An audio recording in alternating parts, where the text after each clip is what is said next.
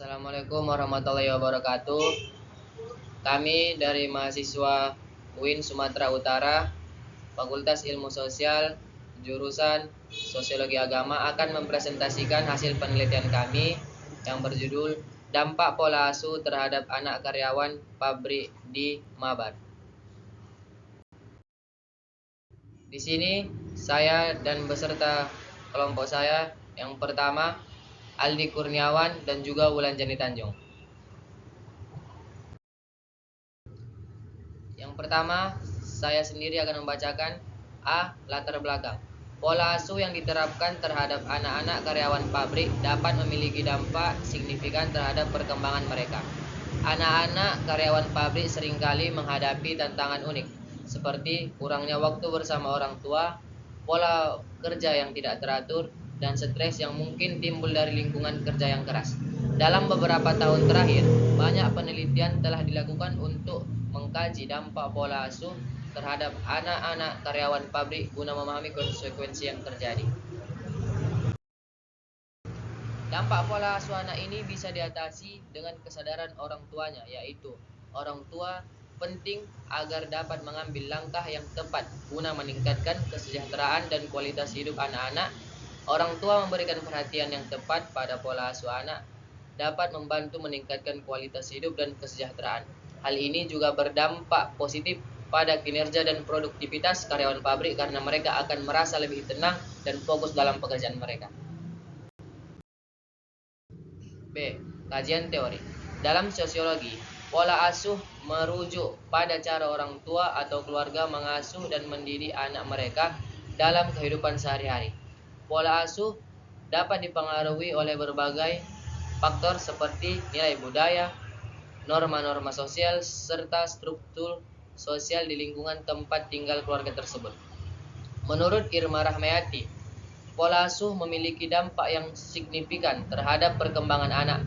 Pola asuh yang positif akan membantu anak tumbuh menjadi individu yang mandiri dan bertanggung jawab. Sedangkan pola pengasuhan negatif dapat menyebabkan masalah emosional dan perilaku pada masa dewasa nanti. Studi lain oleh Mulyadi menunjukkan bahwa perbedaan latar belakang sosial ekonomi juga mempengaruhi jenis pola pengasuhan yang diterapkan oleh orang tua. Keluarga dengan latar belakang ekonomi rendah cenderung memberikan pola pengasuhan otoriter karena adanya ketidakkemampuan memberikan pendidikan formal kepada anak mereka. Namun demikian, penelitian tentang pola asuh masih terus berkembang hingga saat ini. Beberapa studi baru telah dilakukan untuk mengidentifikasi jenis-jenis pola asuh baru serta dampaknya pada tumbuhan kembang manusia secara umum. Terima kasih. Sekian dari saya. Selanjutnya akan dilanjutkan oleh Aldi Kurniawan. Kepada Aldi Kurniawan saya persilahkan.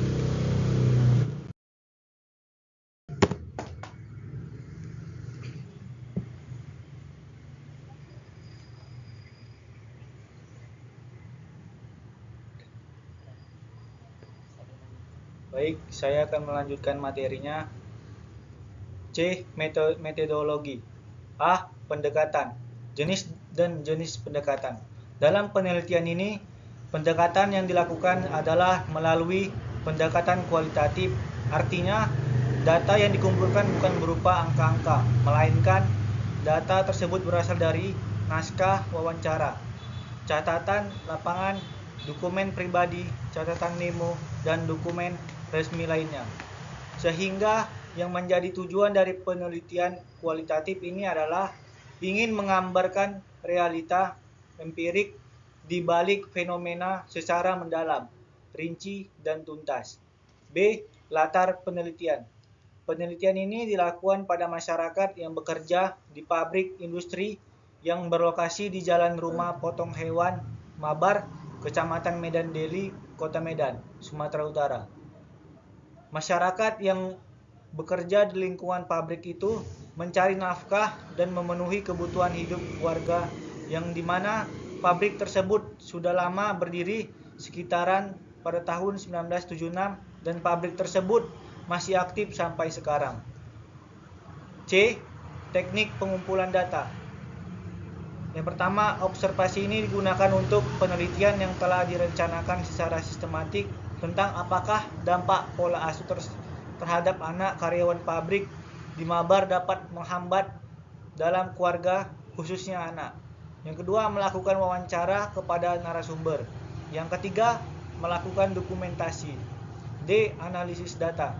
Data yang terkumpul banyak sekali dan terdiri dari catatan lapangan, komentar peneliti, gambar, foto, dokumen berupa laporan, biografi, artikel, dan sebagainya. Setelah dari data dari lapangan terkumpul dengan menggunakan metode pengumpulan data di atas, maka peneliti akan menganalisis data tersebut dengan secara deskriptif kualitatif, teknik kuantitatif.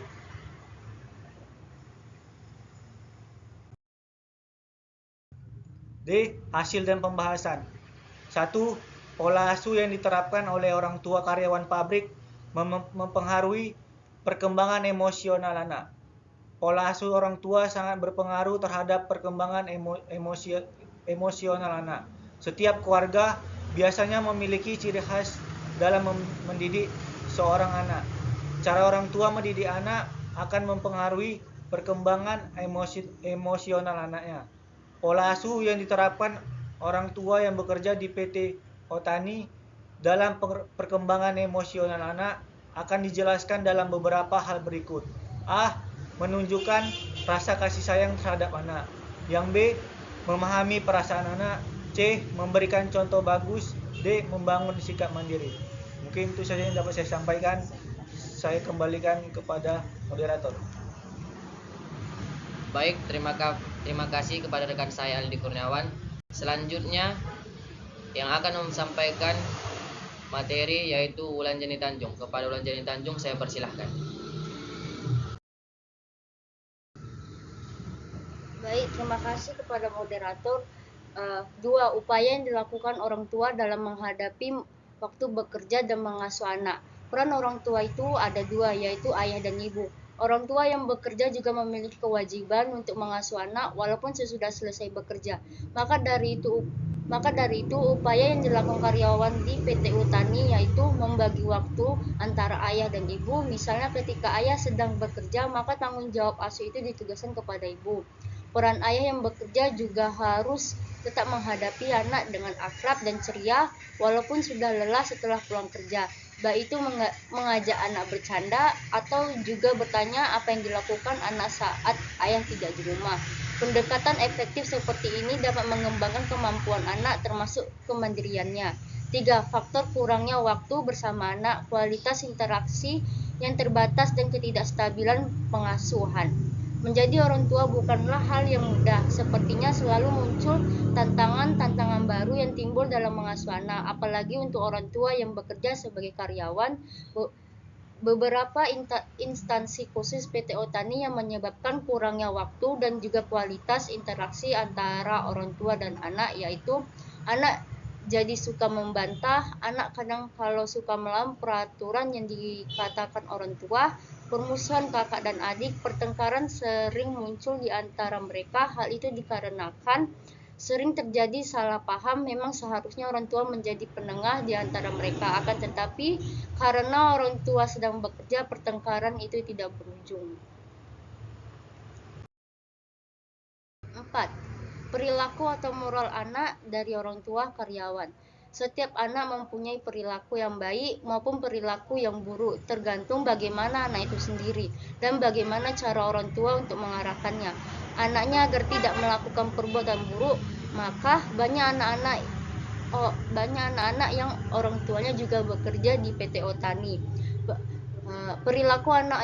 Perilaku anak orang tuanya bekerja dapat dikategorikan cukup baik dikarenakan anak sudah pandai dalam membedakan sikap kepada teman sebaya dan sikap kepada orang yang lebih tua. Inilah hasil wawancara kami dan hasil dokumentasi kami. Baik, saya kembalikan kepada moderator. Baik, terima kasih kepada Wulan Jeni Tanjung. Dan terima kasih juga kepada teman-teman yang sudah melihat video ini. Lebih dan kurangnya saya mohon maaf. Saya akhiri. Wabillahi taufiq wal hidayah. Wassalamualaikum warahmatullahi wabarakatuh.